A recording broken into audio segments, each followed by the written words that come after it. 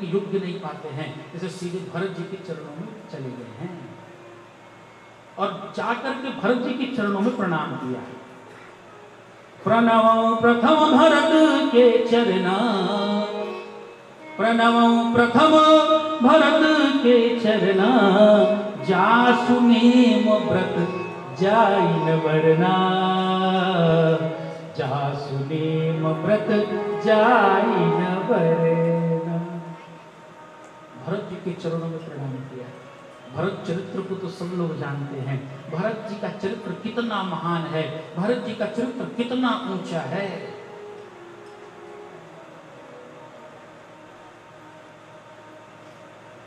जासु name व्रत जाइन वरना, जासु नेम व्रत जाइन वरना। उनके व्रत, उनके नियम के बारे में तो सब लोगों ने सुना ही है। भरत जी राम जी को मनाने गए और राम जी को जो मनाने गए तो राम जी ने चरण पादुका दी। चरण पादुका लेकर के भरत जी आते हैं। भरत जी आए अयोध्या में, चरण पादुका को राज सिंहासन में रख दिया और राज सिंहासन पर रख करके नंदी ग्राम में रहने लगे। अयोध्या में 2 मंडल हो गया, अयोध्या में 2 मंडल हो गया। एक है राम मंडल और एक हो गया भरत मंडल। कुछ राम जी के प्रशंसक हैं और कुछ भरत जी के प्रशंसक हैं, लेकिन ध्यान देना 2 मंडल तो बन गए, 2 पार्टियां तो बन गई, लेकिन आपस में विरोध नहीं है। जो राम मंडल के लोग हैं वो राम जी की प्रशंसा करते हैं और कहते हैं लखन राम सिय कानन बसही, लखन राम सिय कानन बसही। देखो देखो राम जी और लक्ष्मण जी का भाव तो देखो, चले गए जंगल में और जंगल में जाकर के रहते हैं। तो भरत जी के जो समर्थक हैं वो क्या कहते हैं, भरत भवन तप तनु कसही, भरत भवन। भरत जी के जो समर्थक हैं वो कहते हैं, राम जी के जो समर्थक हैं वो तो कह रहे हैं कि राम जी जंगल में रहते हैं, और भरत जी के जो समर्थक हैं वो कहते हैं भरत जी को तो देखो, राम जी तो जंगल में गए हैं लेकिन भरत जी कहाँ रहते हैं, भरत जी भवन में ही रहते हैं। लेकिन भवन में रहते हुए भी भरत जी जंगल से ज्यादा कठिन तपस्या कर रहे हैं। और सबको विदित है जब भरत जी आए राम जी को मनाने के बाद तो भरत जी जमीन पे नहीं सोते थे। भरत जी ने नंदी ग्राम में एक खड्डा खुदवा दिया। और मैं अपने मन की बात बताऊं, मैं अयोध्या जब जाता हूं मुझे 2 जगह बड़ा आनंद आता है। एक है कनक भवन और दूसरा है नंदी ग्राम जहां भरत जी रहते थे। भरत जी नंदी ग्राम में जब आए तो वो जमीन पे नहीं सोते। भरत जी ने गड्ढा खुदवा लिया है और गड्ढा खुदवाने के बाद क्या किया है, उसमें कुछ की साथरी, राम जी निषाद के पास जब गए थे तो पहले कुछ साथरी पे सोए थे, इसलिए कुशा का ही आसन बनवा लिया है। भरत जी कहते हैं इस धरती पे रहने लायक मैं नहीं हूँ, खड्डा खुदवा दिया। बोले खड्डा खुदवा करके तुम धरती में रह रहे हो? बोले खड्डा खुदवा दिया, मेरा मन ये कहता है ये माता जानकी जी की गोदी है और मैं उनकी गोदी में रहता हूँ। उसकी साथरी भरत जी का भाव है, ये भरत जी का चरित्र है।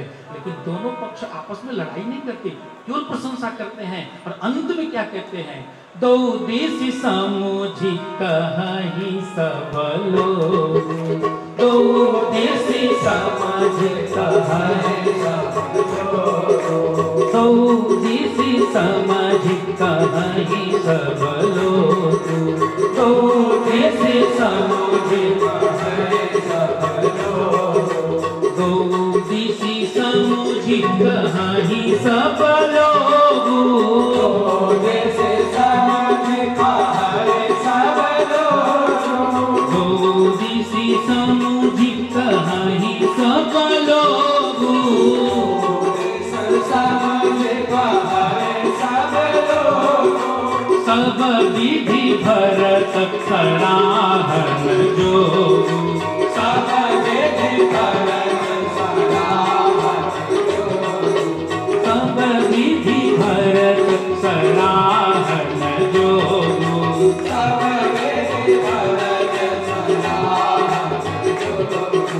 जय सिया राम, जय जय सिया राम, जय सिया राम, जय सिया राम, जय सिया राम, जय जय सिया राम, जय सिया राम, जय सिया राम।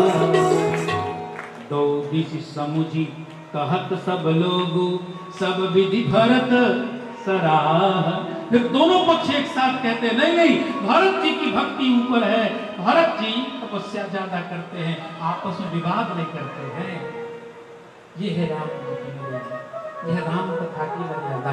आगे चल करके लक्ष्मण जी के चरणों में प्रणाम करते हैं। लेकिन लक्ष्मण जी के चरणों में जो प्रणाम करते हैं गोस्वामी तुलसीदास जी, एक बड़ी सुंदर बात कहते हैं, बंदौ लक्ष्मण पद जल जाता, शीतल सुभग भगत सुखदाता।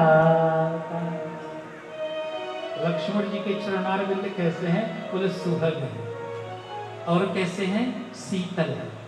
अच्छा सोचो, जो 14 वर्ष तक जंगल में चला हो, जिनके चरणों में चरण पादुका नहीं रही, 14 वर्ष तक जंगल में रहने वाले के चरणों में अगर पादुका ना हो तो चरण सुंदर रहेंगे? चरण सुंदर रहेंगे? नहीं रह सकते। बोले फिर गोस्वामी जी कैसे करें कि लक्ष्मण जी के चरण बड़े सुंदर हैं? अरे सुंदर ही नहीं है, बोले शीतल भी हैं। शीतल भी है? बोले हाँ। कैसे? बोले जब राम जी चलते हैं ना, तो राम जी के पीछे पीछे लक्ष्मण जी चलते हैं। तो जब राम जी चलते हैं और राम जी के पीछे लक्ष्मण जी चलते हैं, राम जी के चरणारविंद से जो धूली उड़ती है ना, वो लक्ष्मण जी के चरणों में पड़ जाती है। तो लक्ष्मण जी के चरणों में जब राम जी के चरणारविंद की धूली पड़ती है, तो उस धूली का महात्म्य है कि चरण शीतल भी हो गए और सुभग भी हो गए और सुंदर भी हो गए हैं। शीतल देखो, चरण सुंदर होता है आचरण से। एक बार की बात है, राम जी पुष्प आदि तोड़ने के लिए चले गए, फल फूल लेने के लिए चले गए थे। तो राम जी और माता जानकी जी एक साथ रहती है। माता जानकी जी ने कहा प्रभु, बोले हाँ। बोले हमारे चरण आपके चरण से ज्यादा सुंदर है। राम जी ने कहा नहीं, हमारे चरण ज्यादा सुंदर है। अच्छा, दो जन जब विवाद करें और दुए जन हो तो निर्णय कौन देगा? किसी तीसरे की आवश्यकता पड़ेगी। और तीसरा तो भी है नहीं। तीसरा कहाँ गया है? तीसरा तो फल फूल लेने गया ना, कंदमूल फल लेने गया है लक्ष्मण जी। थोड़ी देर बाद लक्ष्मण जी आए। माता जानकी जी कहती है हमारे चरण सुंदर हैं। राम जी कहते हैं हमारे चरण सुंदर हैं। माता जानकी जी ने कहा लक्ष्मण तू ही बता चरण किसके सुंदर हैं? लक्ष्मण जी कहते हैं इस पंचायत में मत डालो भैया, हमें दूर ही रहने दो। अरे नहीं, आप बताओ ना चरण किसके सुंदर हैं? लक्ष्मण जी ने कहा माता जानकी जी, ये चरण सुंदर है। कौन से? बोले आपके। माता जानकी जी ने कहा वाह लक्ष्मण, तूने सही निर्णय किया, बहुत सुंदर। माता जानकी जी प्रसन्न हो गई। राम जी ने कहा लक्ष्मण क्या बोलते हो? लक्ष्मण जी ने कहा माता जानकी इतना प्रसन्न न होवे, आपके चरणों की सुंदरता इन चरणों से है। इतना प्रसन्न न हो, आपके जो चरण सुंदर हैं उन चरणों की सुंदरता इन चरणों से है, अर्थात राम जी के चरणों से है। राम जी बोले हाँ लक्ष्मण, अब तूने सही कहा। माता जानकी जी नाराज हो गए। लक्ष्मण ये बार बार तो फैसला बदलता क्यों है? राम जी प्रसन्न हो गए। लक्ष्मण जी कहते हैं भैया आप भी प्रसन्न न होवे। बोले क्यों? बोले आपके चरण इसलिए सुंदर हैं क्योंकि आपका आचरण सुंदर है, और जिसका आचरण सुंदर होता है उसी के चरण भी सुंदर होते हैं। और लक्ष्मण जी का आचरण इतना सुंदर है इसलिए चरण तो सुंदर रहेंगे ही। लक्ष्मण जी कौन हैं? शेषावतार हैं। और शेषावतार क्या करते हैं? पूरी धरती के भार को अपने सिर पे ढोते हैं, लेकिन उन्हें बोझ नहीं लगता है। पूरी धरती का भार शेषनाग जी अपने सिर पर लिए हुए हैं और उन्हें भार नहीं लगता है। क्यों नहीं लगता है? इसलिए नहीं लगता है क्योंकि जिनकी गोदी पर ब्रह्म परमात्मा सोता हो उसे धरती के भार का पता ही नहीं चलेगा जी। सिर पे तो भार है ना, पर गोदी में कौन है? भगवान है। क्षीर सागर में भगवान कहां निवास करते हैं? शेषनाग की गोदी में। अब सोचो, जिनकी गोदी में अखिल ब्रह्मांडाधिनायक परमात्मा श्रीमन नारायण रहता हो, उसके सिर पे केवल एक धरती का भार हो तो भार पता चलेगा? भार नहीं पता चलेगा उसे। अखिल ब्रह्मांडाधिनायक पूरी धरती। अच्छा सोचो, विचारने विषय यह है कि जब प्रलय हो जाता है, धरती समाप्त हो जाती है, तो जब धरती समाप्त हो गई, जब धरती समाप्त हो गई तो धरती पे जो जीव थे वो कहां चले गए? शास्त्र कहता है ना, अछेद्योयम अदाह्योयम अक्लेद्यो सोस्य एव च।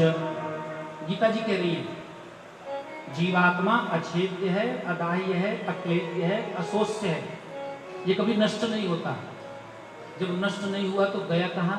बोले संसार के जितने जीवात्मा थे उन सबको भगवान ने अपने उदर में रख लिया। तो वो शेष साई जो श्रीमन नारायण है, जो अपने उदर में ही अखिल विश्व को रखता है, अखिल ब्रह्मांड को रखता है। अब ब्रह्मांड कितने हैं इनकी गणना करना बड़ा कठिन है। एक संत ने पूछा, भगवान कृष्ण बंसी बड़ी प्यारी बजाते हैं? बोले हाँ बजाते तो हैं।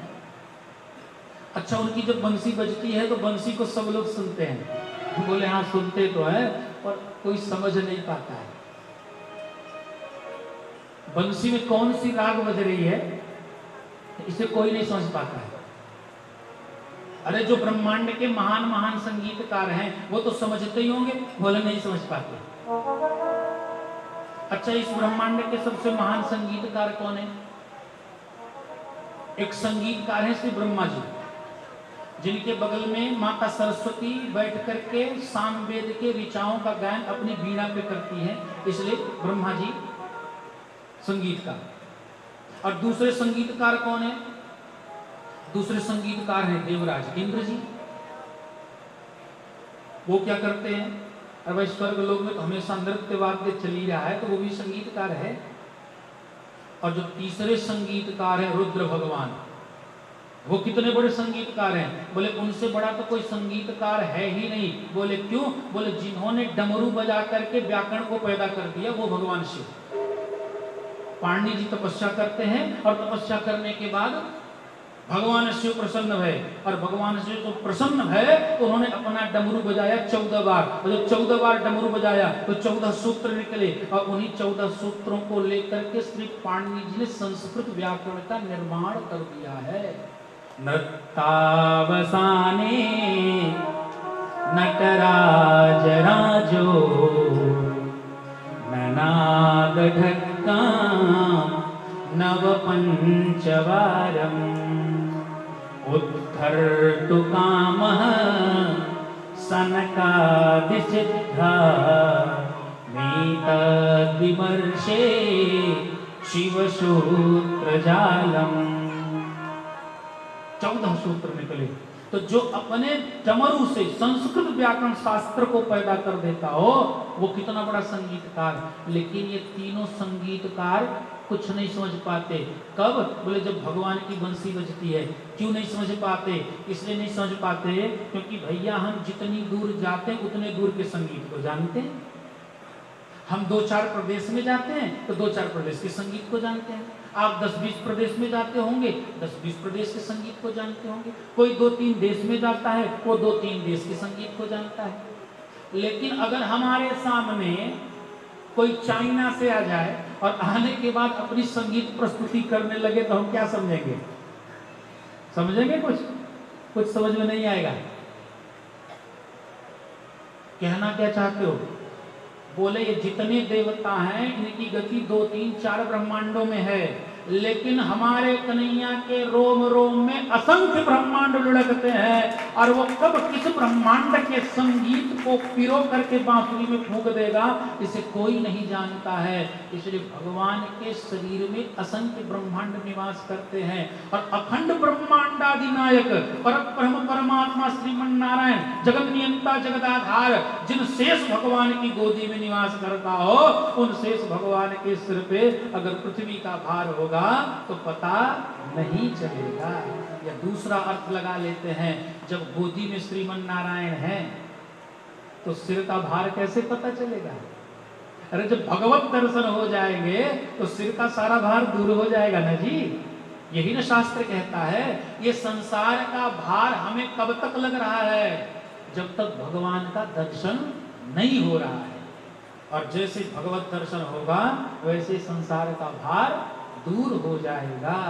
तो भगवान स्वतः उनके स्वामित्व में है, इसलिए उन्हें भार नहीं लगता है। रिपुसूदन पद कमल नमामि, रिपुसूदन पद कमल रिपुसूदन पद कमल नमामि, रिपुसूदन पद कमल नमामि, रिपुसूदन पद कमल नमामि, रिपुसूदन पद कमल नमामि, सूर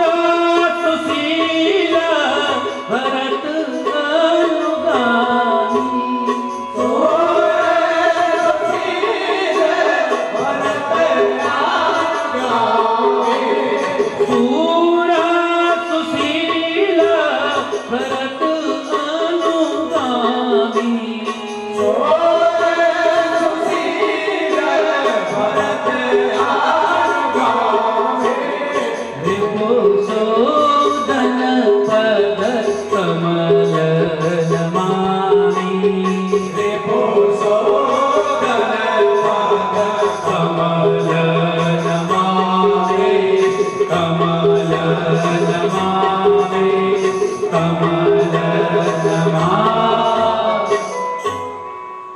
शत्रुघ्न भैया के चरणों में प्रणाम कर रहे हैं। रिपुसूदन पद कमल नमामि, सूर सुशील भरत अनुगामी। शत्रुघ्न जी कौन है? अच्छा, शत्रुघ्न नाम से एक सीधा सा अर्थ निकलता है, जो शत्रुओं को हन दे उसे कहते शत्रुघ्न। रिपुसूदन पद कमल नमामि, सूर सुशील भरत अनुगामी। सूर हैं, बड़े भारी योद्धा हैं। कितने बड़े योद्धा है भाई? शत्रुघ्न जी को युद्ध करते किसी ने देखा क्या? कितने बड़े योद्धा हैं? कोई युद्ध किसी ने देखा क्या शत्रुघ्न जी को करते हुए? नहीं देखा। यही तो विशेषता है। शत्रुघ्न जी वो युद्ध करते ही नहीं है जो प्रत्यक्ष रूप से दिखाई पड़े। शत्रुघ्न जी वो युद्ध करते हैं जो दिखाई ही नहीं पड़ता है। शत्रुघ्न जी क्या करते हैं? बोले शत्रुघ्न जी हमारे अंदर जो शत्रु बैठे हुए हैं, ये काम क्रोध लोभ मद मोह मात्सर्य ईर्ष्या द्वेष दंभ पाखंड, इनका विनाश करते हैं। राम जी ने क्या किया? राम जी ने रावण को मारा। लक्ष्मण जी ने क्या किया? लक्ष्मण जी ने मेघनाथ को मारा। पर भरत जी ने क्या किया है? भरत जी ने लोभ को मारा है। लोभ कौन है? लोभ है मंथरा। जिसको राम जी नहीं मार पाए उसको मारने वाले कौन हैं? हमारे शत्रुघ्न लाल जी हैं। इसलिए सूर सुशील भरत अनुगामी, इसलिए सूर हैं। क्यों? क्योंकि लोभ को मारा है।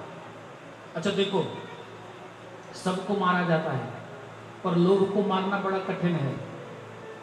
जीवी प्रति लाभ लोभ अधिकाई, जीवी प्रति लाभ लोभ अधिकाई। लोभ तो नित्य प्रति बढ़ता ही जाता है, लोभ घटता ही नहीं है। और लोभ को जो मारता है उसे कहते हैं शत्रुघ्न। ऐसे शत्रुघ्न भैया के चरणों में प्रणाम करते हैं। और प्रणाम करने के बाद यहाँ पे बड़ी सुंदर बात है, सबसे हटके गोस्वामी जी बोल पड़े, महावीर बिनवौ हनुमाना,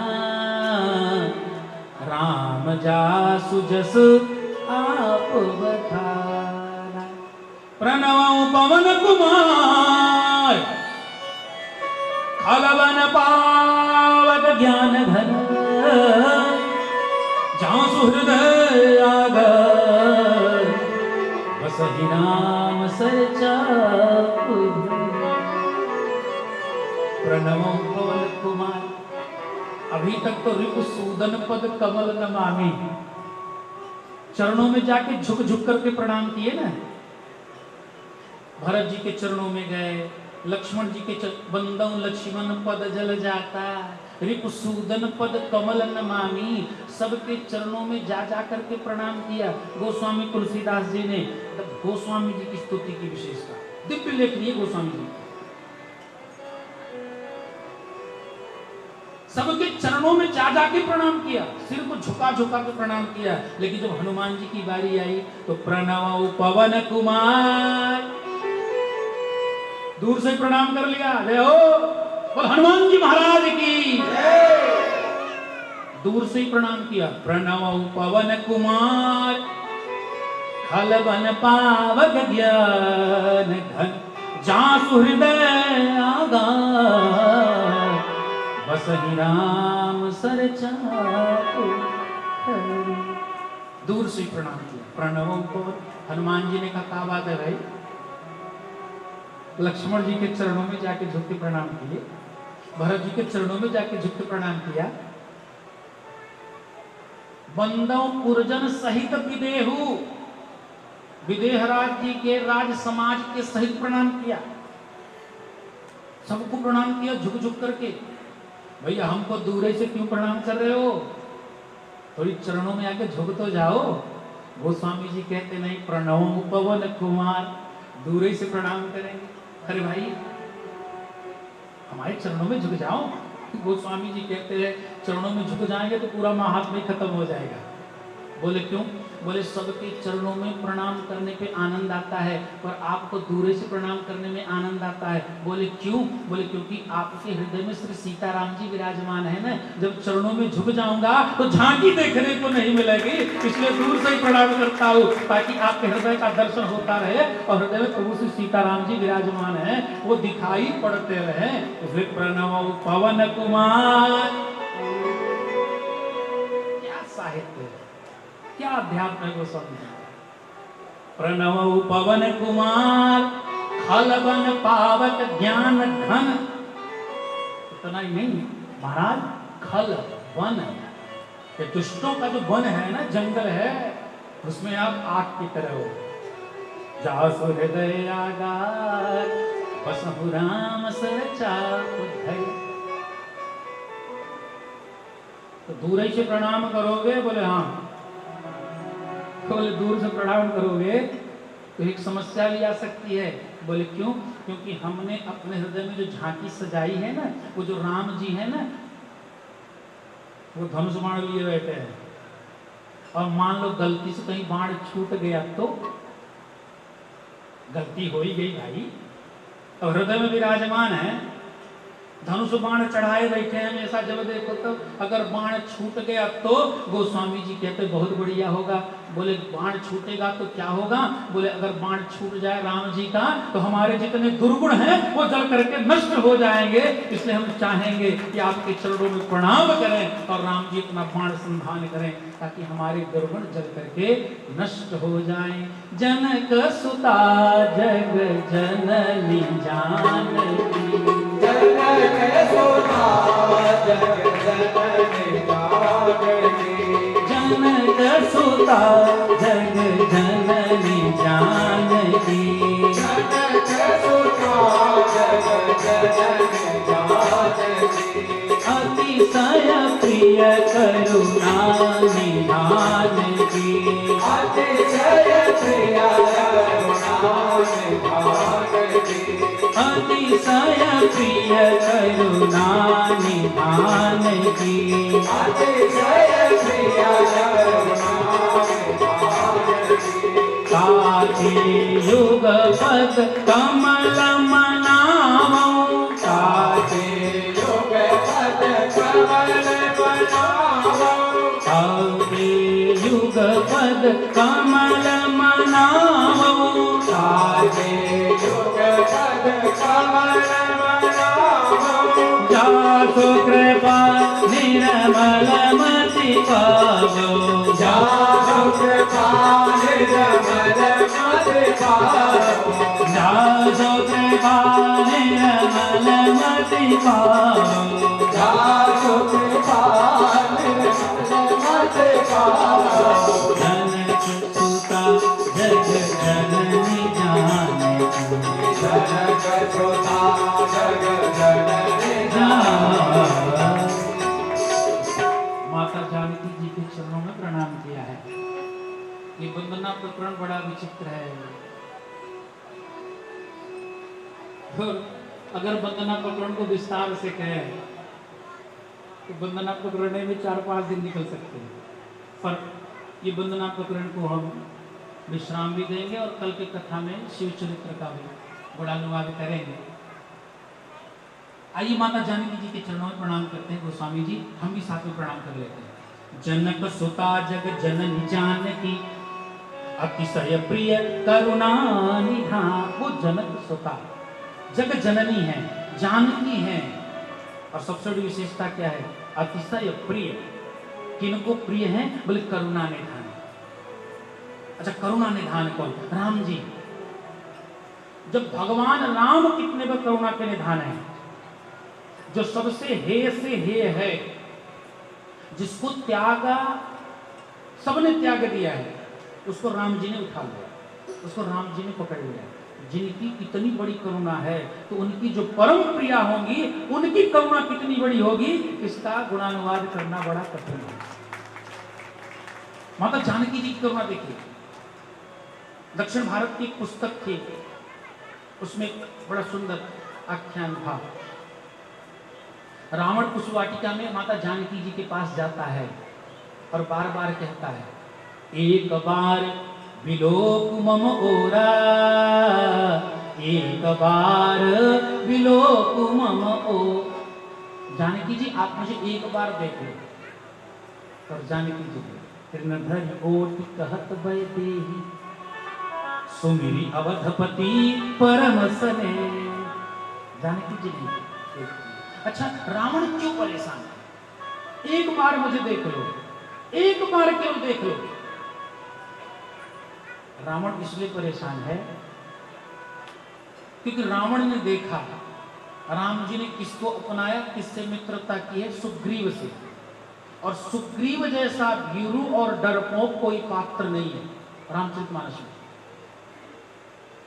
सुग्रीव से कमजोर कोई पात्र नहीं है रामचरितमानस में, लेकिन ऐसे उस पात्र को राम जी ने अपना लिया। क्यों अपना लिया? उस कवि ने बड़ी सुंदर व्याख्या दी। जब माता जानकी जी को लेकर के रावण जा रहा था हरण करके, तो ऊंचे टीले पे सुग्रीव अपने मंत्रियों के साथ बैठा हुआ था, और उन वानर आदि को देख करके माता जानकी जी ने अपने वस्त्राभूषण के कपड़े में बांध करके नीचे गिरा दिया। और जैसे नीचे गिराए, सुग्रीव की दृष्टि ऊपर पड़ी। जब सुग्रीव की दृष्टि ऊपर पड़ी तो माता जानकी जी ने देख लिया सुग्रीव को। सुग्रीव जी को देख लिया माता जानकी जी, और राम जी जब आते हैं, सुग्रीव से मित्रता की बात होती है, तो राम जी ने लक्ष्मण से सलाह लिया, बताओ लक्ष्मण क्या करना है? सुग्रीव से मित्रता करनी है कि नहीं करनी है? लक्ष्मण जी ने मना कर दिया, नहीं करनी है। बोले क्यों? बोले इसे पता था ना कोई दुष्ट राक्षस किसी अबला नारी को लेके जा रहा है। हाँ, हमने देखा था। लक्ष्मण जी कहते, मैं ये नहीं कहता कि मेरी भाभी ही थी, वो मेरी माँ ही थी, वो कोई भी अबला स्त्री रही हो, अगर दीनहीन होकर के वो पुकार रही थी तो उस समय सुग्रीव का ये धर्म बनता था कि अपने प्राणों की बाजी लगा करके और रक्षा करता। अरे इससे अच्छा तो जटायु गीत था, जिसके अंदर इतनी संस्कृति नहीं, जिसके अंदर इतनी सभ्यता नहीं है। स्त्रियों का कैसे सम्मान करना चाहिए, माताओं का कैसे सम्मान करना चाहिए, ऐसे भीरू और डरपोक से मित्रता करने की आवश्यकता नहीं है राघव। लेकिन राम जी ने सुग्रीव के साथ मित्रता की, क्यों? क्योंकि माता जानकी जी ने देख लिया है। अरे जिसके ऊपर माता जानकी जी की दृष्टि पड़ जाएगी उसे तो राम जी को स्वीकार करना ही पड़ेगा। अतिशय प्रिय करुणा निधान की, ताके युगपद कमल मनावो, जासु कृपा निर्मल मति पाओ। ऐसे माता जानकी जी के चरण आरविंद में हम प्रणाम करेंगे तो निश्चित रूप से निर्मल मति की प्राप्ति होगी। माता जानकी सहित पूरे परिवार और अयोध्या नगरी को श्री गोस्वामी तुलसीदास जी प्रणाम करते हैं। आइए 2 अक्षरों में पूरी नगरी को प्रणाम करते हुए, अयोध्या को प्रणाम करते हुए, स्मरण करते हुए कथा को विश्राम देंगे। कथा विश्राम से पूर्व 2 सूचनाएं हमारे अध्यक्ष महोदय या उनके द्वारा जो नियुक्त किए जाएंगे उनके द्वारा आप लोगों को सुनाई जाएगी। उसके बाद आरती होगी, आरती के बाद प्रसाद वितरण होगा और प्रसाद लेकर के अपने अपने प्रसाद को पधारें। एक सूचना विशेष ये है कि ये कथा जय श्री राम सेवा समिति के द्वारा आयोजित है और समिति अगर कथा का आयोजन करती है तो उसमें धन लगता है और धन कहाँ से आता है? आप लोगों से ही आता है। इसलिए समिति का भरपूर सहयोग करें ताकि आप इसी तरह से कथा भक्ति के कार्यक्रमों को देखते रहें। और जैसा पूर्व में उद्घोषणा की गई, अनाथों की सहायता का भी उद्देश्य, कल रात में हमारी और बात हो रही थी दीक्षित जी साहब की, तो अपनी संस्था का उद्देश्य इन्होंने बताया, अभी स्वतः भी बताएंगे तो विस्तार पूर्वक आप लोग सुन लीजिएगा। आइए, सीताराम जी की प्यारी रजधानी आगे, रजधानी आगे, मोहे मीठो मीठो सरजू जी को पानी लागे। सीताराम जी की प्यारी रजधानी आगे, रजधानी आगे, मोहे मीठो मीठो सरजू जी को पानी लागे।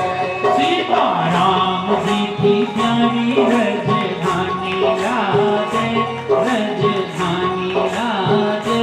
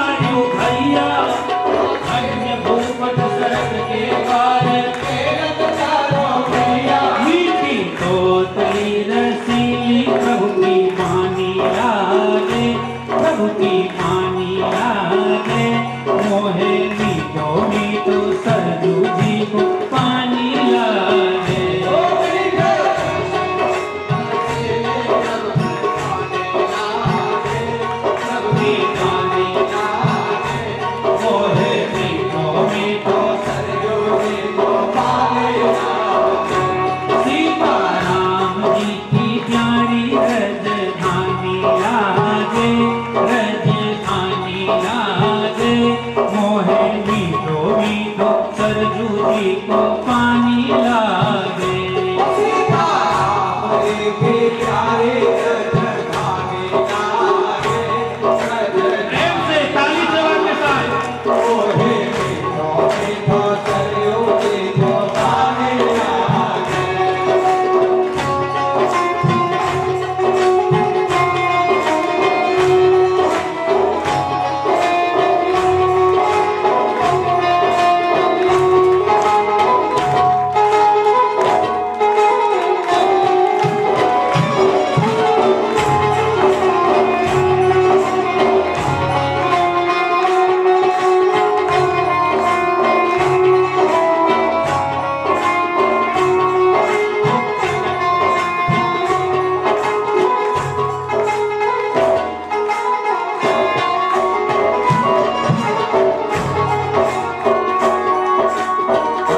छावनी रंग महल हनुमान गढ़ी अति सुंदर। छोटी छावनी रंग महल हनुमान गढ़ी अति सुंदर। छोटी छावनी रंग महल हनुमान गढ़ी अति सुंदर। छोटी छावनी रंग महल हनुमान गढ़ी अति सुंदर। स्वयं जगत के मालिक बैठे कनक भवन के अंदर। स्वयं जगत के मालिक बैठे कनक भवन के अंदर। सीताराम जी की शोभा सुख खानी लागे, सुख खानी लागे। मोहे मीठो मीठो सरजू जी को पानी लागे। सीताराम जी के प्यारे रजधानी लागे, सुखधानी लागे। मोहे मीठो मीठो सरयू जी को पानी लागे। सीताराम जी की प्यारी रजधानी लागे, रजधानी लागे।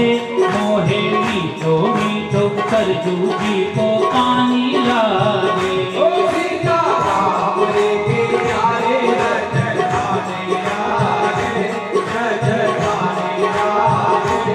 मोहे मीठो मीठो सरयू जी को पानी लागे। जय हो बोलो सियावर रामचंद्र की, बोल पवन राम की।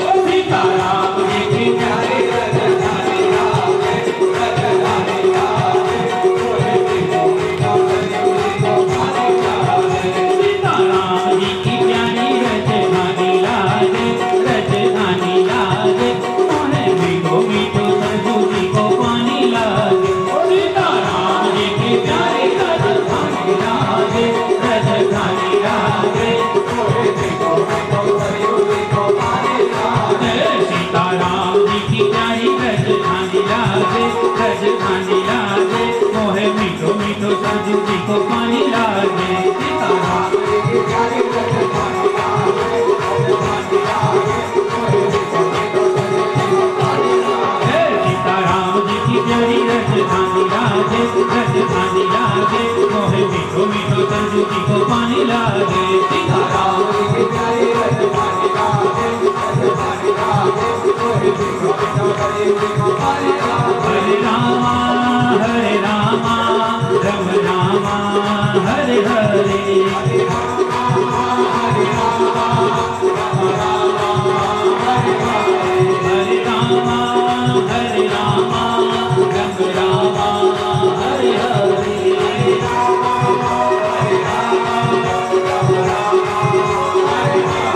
हरे कृष्णा कृष्ण कृष्णा हरे हरे, हरे कृष्णा हरे कृष्णा, कृष्ण कृष्णा हरे हरे। हरे रामा राम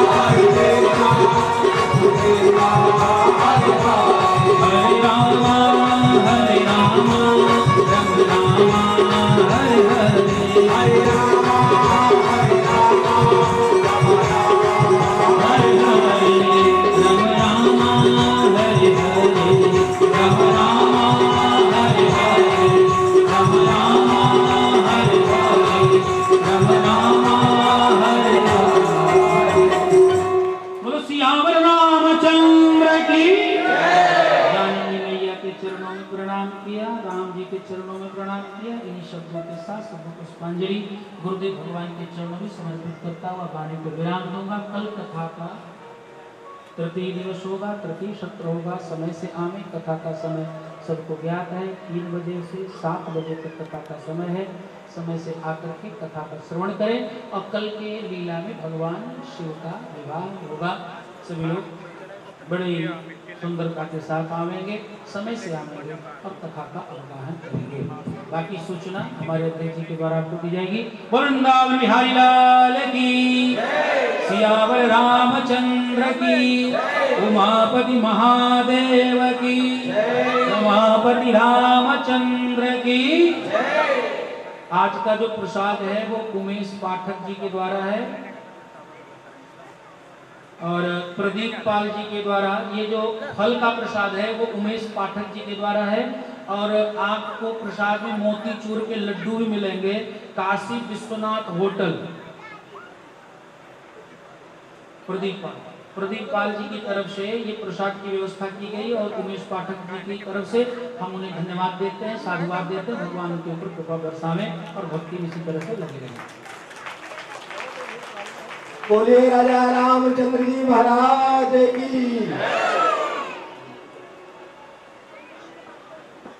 सब लोग प्रयागराज जा रहे हैं, वहाँ स्नान करने के लिए। हम सब लोग तो त्रिवेणी में यही संगम में स्नान हो रहा है। यह बड़ी दिव्य कथा चल रही है महाराज जी की। और महाराज जी कुछ मन में ऐसा उद्गार हो रहा है, बिना कहे नहीं रह जा रहा है। सबसे बड़ी बात यह है कि यहाँ कृष्ण भक्त ज्यादा हैं और आप बीच बीच में जो कृष्ण कथा कहते हैं तो सब इतना आनंदित हो जाते हैं कि भाव विभोर हो जाते हैं। यह सबसे बड़ी भगवान की असीम कृपा है। तो मैं आज यहाँ कुछ हमारे अतिथिगण आए हैं, मैं उनको व्यासपीठ पर बुलाना चाहता हूँ, यहाँ से आशीर्वाद प्राप्त करेंगे। उमेश पाठक जी जिन्होंने आज प्रसाद की व्यवस्था, कृपया आए, महाराज जी से आशीर्वाद प्राप्त करेंगे। प्रदीप पाल जी कृपया आप भी मंच पर आए, महाराज जी से आशीर्वाद प्राप्त करेंगे। मैं जिन जिन नामों की घोषणा कर रहा हूँ कृपया आप लोग पुनः आइए, क्योंकि पुनः आरती होगी, समय कम है। श्री दिनेश तिवारी जी डीके, जो इस कथा के श्री राम सेवा समिति के मुख्य मार्गदर्शक हैं, मैं उनसे निवेदन करता हूं कृपया आप भी मंच पर आएं, महाराज जी से आशीर्वाद प्राप्त करेंगे। श्री गिरिजा शंकर पाठक जी जो भदोही अकोड़ी से रोही से आए हुए हैं, मैं उनसे भी निवेदन करता हूं कृपया आप भी मंच पर आएं, महाराज जी से आशीर्वाद प्राप्त करेंगे। श्री सोनू तिवारी जी कृपया आप भी मंच पर आएं, महाराज जी से आशीर्वाद प्राप्त करेंगे।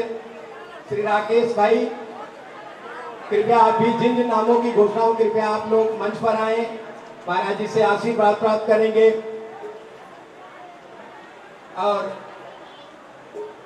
आदित्य झा जी जिन्होंने 2100 रुपए का भी सहयोग दिया। मैं उनसे भी निवेदन कर बहुत बहुत साधुवाद।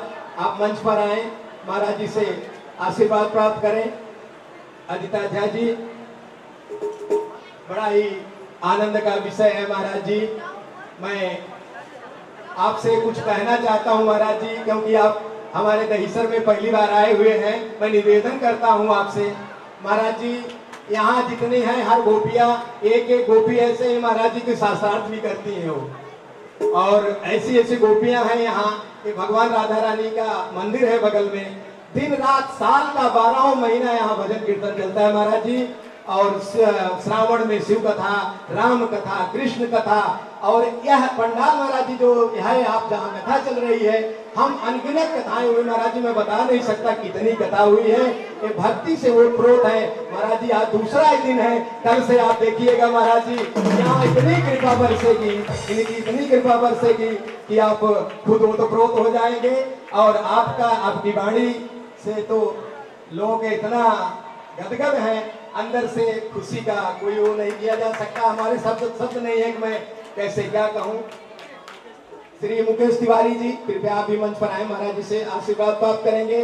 और इस श्री राम सेवा समिति के द्वारा कुछ महिलाओं का, माताओं जी का नाम दिया गया। मैं माताओं से निवेदन करता हूँ, कृपया आप भी मंच पर आए और महाराज जी से आशीर्वाद प्राप्त करेंगे। पहला नाम आया है जो राधा रानी की सेवा में दिन रात पुनः यहाँ लगी रहती है अपनी मंडली के द्वारा, कांता जी। मैं आपसे निवेदन करता हूँ कांता जी मंच पर आए, महाराज जी से आशीर्वाद प्राप्त करेंगे। हमारी माँ यसु माँ, मैं आपसे भी निवेदन करता हूँ उनको कोई लेकर के आए मंच पर, यसु माँ को। माँ आप भी मंच पर आए, यहाँ की सबकी मैया है वो, तो कृपया आप भी मंच पर आए। पुष्पा मिश्रा जी आप भी मंच पर आए, महाराज जी से आशीर्वाद प्राप्त करेंगे। परमिला तिवारी जी, परमिला जी आप भी मंच पर आए, संस्था के द्वारा आपका स्वागत है, महाराज जी से आशीर्वाद प्राप्त करेंगे। किरण सिंह जी आप भी मंच पर आए, महाराज से आशीर्वाद प्राप्त करेंगे।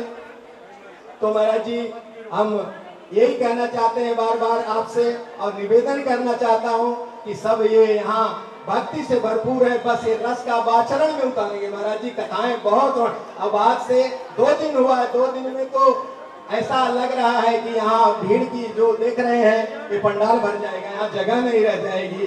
आपके शब्दों में आपके विचार और आपकी वाणी सुन करके सब एकदम गदगद हैं। मेरे पास कोई शब्द नहीं है महाराज जी। मैं पहले भी आपके साथ में थोड़ा समय मिला है मुझे, आपका सानिध्य, और गुरु जी का तो सानिध्य मुझे 7 दिन सेवा करने को मिला है। मैं 7 दिन सेवा किया हूँ ये श्याम जी महाराज की कथा में, तो ऐसा मुझे बड़ा सुनकर हर्ष हुआ। और विद्यासागर जी जो इस संस्था के श्री राम सेवा समिति के अध्यक्ष हैं, हमारे परम मित्र हैं। आज भी कई वर्षों से 15-20 वर्ष से हमारा उनका साथ रहा, और उनके साथ में जो पदाधिकारी गण हैं मैं उनको भी वंदन करता हूं। जो आप लोगों ने यह प्रकल्प उठाया है कि ऐसा इसका संस्था के द्वारा हम निरीह असहायों की सेवा करके इनके एजुकेशन की व्यवस्था, मेडिकल की व्यवस्था इस संस्था के द्वारा करेंगे। मैं बार बार आप सबको साधुवाद देता हूं कि यह संस्था के द्वारा ऐसा कार्य आपने जो प्रकल्प लिया है, बहुत बहुत साधुवाद आप सबको। और सभी माताओं और मेरे भाइयों से सबसे निवेदन है, प्रसाद के बिना, आरती लिए बिना नहीं जाइएगा। पुनः आरती होगी, इसके बाद आप लोग लाइन लगा करके प्रसाद लेकर के यहाँ से जाएंगे। और निवेदन है कि कल से 3 बजे आइए आप लोग कथा में, कल से समय से आइए, क्योंकि देखिए महाराज जी समय पे ही कथा संपन्न कर देते हैं। तो कल से 3 बजे आइए, आप सब लोग आनंद लीजिए कथा का। जय बोलिए, जय श्री राम।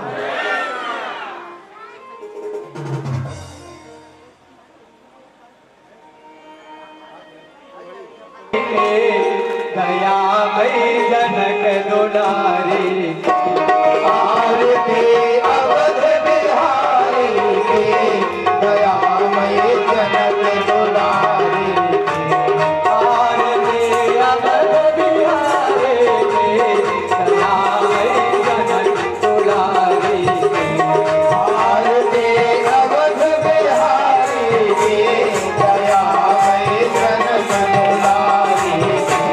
सिंहासन सोर युगल कर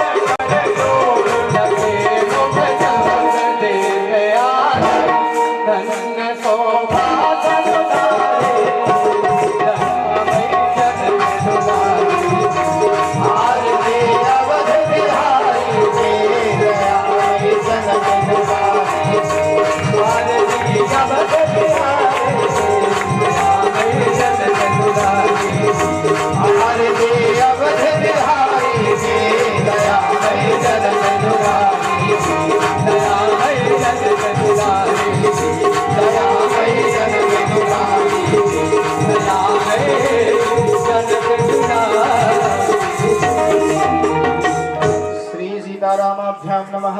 इदं आरार्तिकं समर्पयामि विलेन शीतलीकरणं पुष्पहि देवाभिवन्दनम् आरोग्यार्थे आत्माभिवन्दनम् आरार्तिग्रहणम् मंत्रपुष्पाञ्जलिः।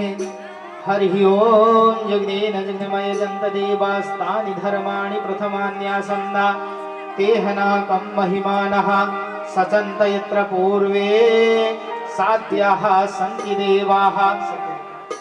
हरिः ओं एकदन्ताय विद्महे वक्रतुण्डाय धीमहि तन्नो दन्तिः प्रचोदयात्। हरिः ओं तत्पुरुषाय विद्महे महादेवाय धीमहि तन्नो रुद्रः प्रचोदयात्। हरिः ओं अंजनानंदनाय विद्महे रामभक्ताय धीमहि तन्नो हनुमत् प्रचोदयात्। हरिः ओं दशरथात्मजाय विद्महे सीतावल्लभाय धीमहि तन्नो रामः प्रचोदयात्। सेवन्तिकावकुलचम्पकपाटलाब्जैः पुन्नागजात करवीर रसाल पुष्पहे विल्लप्रवाल तुलसी दल मंजरीभिः त्वां पूजयामि जगदीश्वर मे प्रसीद। नाना सुगंधि पुष्पाणि यथा कालोद्भवानि च पुष्पाञ्जलिर्मया दत्त गृहाण परमेश्वर। इदं मंत्र पुष्पाञ्जलिं समर्पयामि। बोलिए सियावर रामचंद्र की पवन सुत हनुमान की उमापति महादेव की बांके बिहारी लाल की राधा रानी सरकार की आज के आनंद की जय जय श्री राधे। नमः पार्वती पते हर हर महादेव। शंभो।